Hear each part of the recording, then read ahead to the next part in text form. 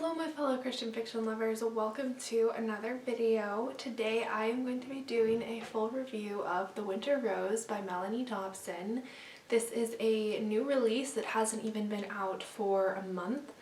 I pre-ordered The Winter Rose through Tyndale, I think. So I got it very early on because it was published by Tyndale. I didn't get it before it released, but I did get it within like the first couple of days of it being out, and I finished it just a few days ago, and I need to share my thoughts about it because it is an absolutely phenomenal book. Side note, I'm trying to find a space to film until I have all of my furniture, and I hope I'm not too backlit. Let me know if this is not an ideal location and I can try something different, but this is what we're working with right now.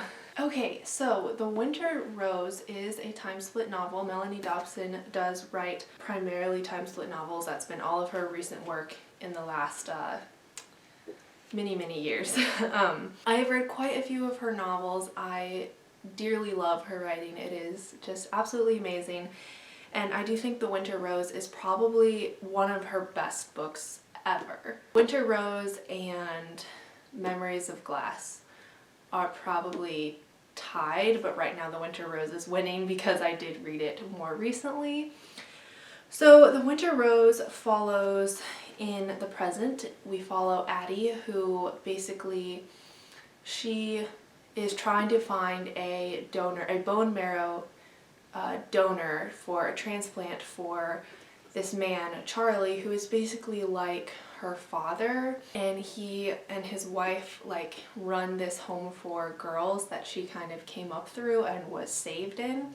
So she wants to help him and basically save his life. And then in the historical setting we follow Grace, and she is an American who lives in France and is basically helping transport Jewish children out of France and over the mountains into Spain so that they can safely get to America or family or wherever they are going to be safe from the Nazis. And these two stories intersect in such beautiful ways. It is like a tapestry woven together so beautifully and so intricately, and these two stories are probably more connected in this book than I have ever read in a time-split novel.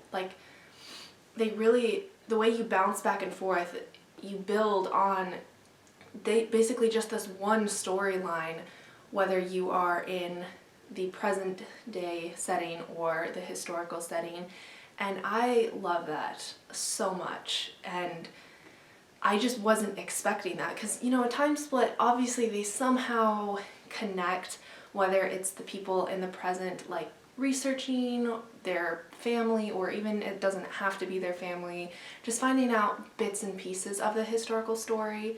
But we truly don't get the resolution of either story until they have fully come together. And the characters in the historical setting are also in the present day setting and interact with both Grace and Addie. It's just such a beautiful tapestry. That's what I'm gonna go with. That's the imagery I am going to go with. And I basically I flew through this book. I finished it in a couple of days, and I think this book, while it does touch on the war a little bit, well, not a little bit, obviously a lot, because it is set in the war and it does deal with the trauma that the war caused for the children. I think this book deals so much with the personal hearts and the personal lives of the main characters, and in the historical setting we actually come out of the war. It's more at the end of World War II, and we kind of go into the later 40s and beginning of the 50s. I really liked how much it dealt with just the reconciliation and how we get to this reconciliation of this family and the extremely hard journey it is, and it basically shows how this trauma that this one group of people experienced. And obviously when I say group of people, I mean everybody who was involved in resisting World War II experienced this trauma, but specifically the characters in this book who were all together. they all experience this joint trauma and the ways that they deal so differently with it. And then they take their whole lives to eventually reconcile and get to a place where they can be content with one another again. And I thought just the showcasing of that journey for all of them was really breathtaking and so well written, and I cannot recommend this book enough. It is like, it was tear-jerking for me, and I can get kind of emotional when I read books, but this book actually, like, the last few chapters really made me tear up and just sit and think about the story after I was done with it. So I highly, highly, highly recommend this book to you guys. I recommend most of her other books as well. I have a couple of videos on them. I was going to do a reading vlog for The Winter Rose, but I decided against it because I have a couple other books that I want to do reading vlogs for. Let me know if you want me to do any more like in-depth looks into this book. Like, I've never done videos where I include major spoilers, but maybe in the future I could do some videos where I really like analyze the plots and character developments of certain books. And if you've read them, then it's not a spoiler if I talk about it. It's something I've pondered, but I've not put into motion ever, so let me know if that is something you would like, because there are quite a few books, including The Winter Rose, that I could really talk about super in-depth if I were allowed to talk about spoilers, but I do these full reviews for those of you who haven't read the book to persuade you to read the book.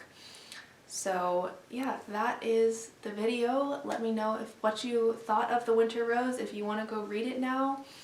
I will leave a link to Melanie Dobson's website and like a link on Amazon to buy The Winter Rose for you guys if you want to check it out or check out any of her other books. But thank you so much for watching this video. If you liked it, don't forget to give it a like, and if you want to see more videos like this, go ahead and subscribe, and I will see you in my next video, whatever that is. Until then, bye!